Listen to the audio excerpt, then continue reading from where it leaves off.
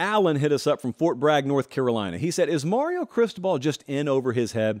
It seems to me like Phil Knight secured those recruiting classes while he was at Oregon, and now with John Ruiz's troubles, can we expect him to compete with the rest of the state? So for 98% of you who don't keep up with the South Florida financial scene, John Ruiz is a guy who's been heavily involved in the Miami NIL scene. He's a self-made billionaire. Google it.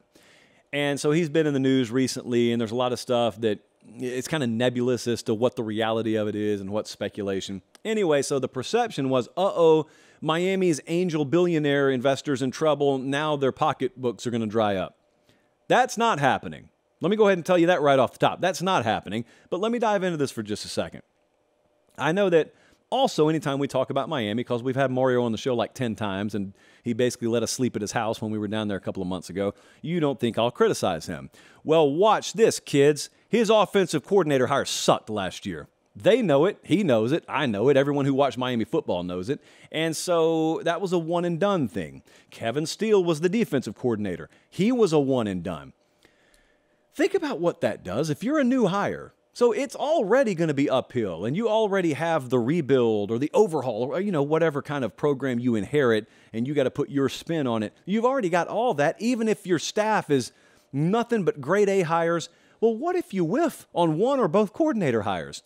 That just sets you back even further. Now, I know no one wants to listen to me say year 2 may also be a struggle down there. I don't think it'll be as bad as last year. But I'm just saying, if you turn their games on this year and they go 7-5, that's an improvement. It's not what you want. 8-4 is not even what you want. It's an improvement. I don't think people are ready to consider that, though. You want to go from what they were last year to, flirting with 9 or 10 wins. And maybe that does happen. It always comes down to the one-possession games, obviously, and quarterback health. But that's not something that just needs to be overlooked. Now, the question was, is he in over his head? No, I don't think he's in over his head. In over his head means he's incapable of doing the job. I don't think he's incapable of it at all. Quite the opposite. I think in time, you'll look at Mario down there and say, that's the exact dude they needed. It just doesn't always happen in 12 or 24 months, is what I'm trying to explain. If you live in Tallahassee, Florida, you know that. If you live in Austin, Texas, you know that. Hey, it didn't happen for Kirby overnight in Athens. You understand that Nichols State should have beaten Georgia in year 1, right? No, you don't, because no one remembers that. Yeah, Nichols pushed them to the wire in Athens, GA. So, yeah, Duke ran roughshod over Miami last year. Middle Tennessee splattered them in Hard Rock Stadium. It happened. It is what it is.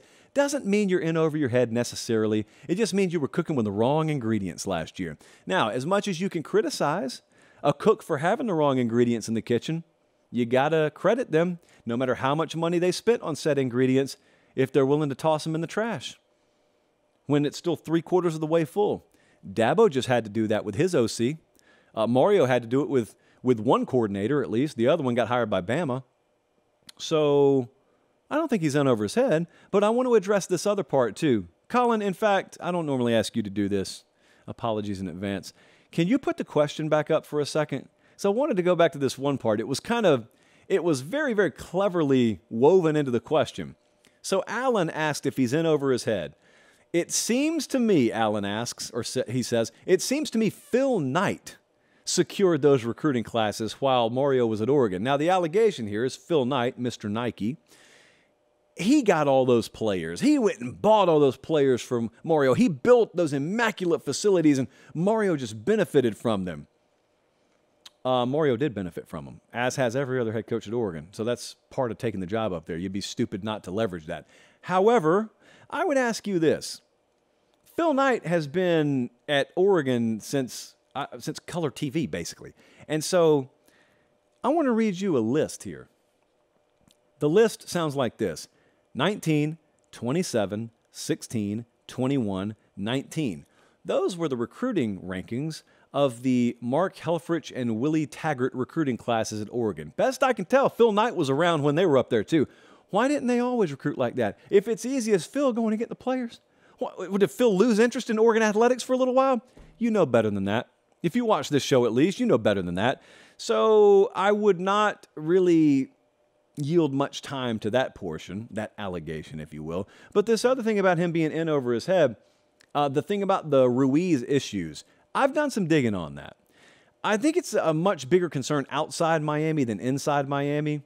I know why, because if I'm a Florida fan, I love this stuff. If I'm an FSU fan, if I'm a Clemson fan, if I just hate Miami, I love this stuff.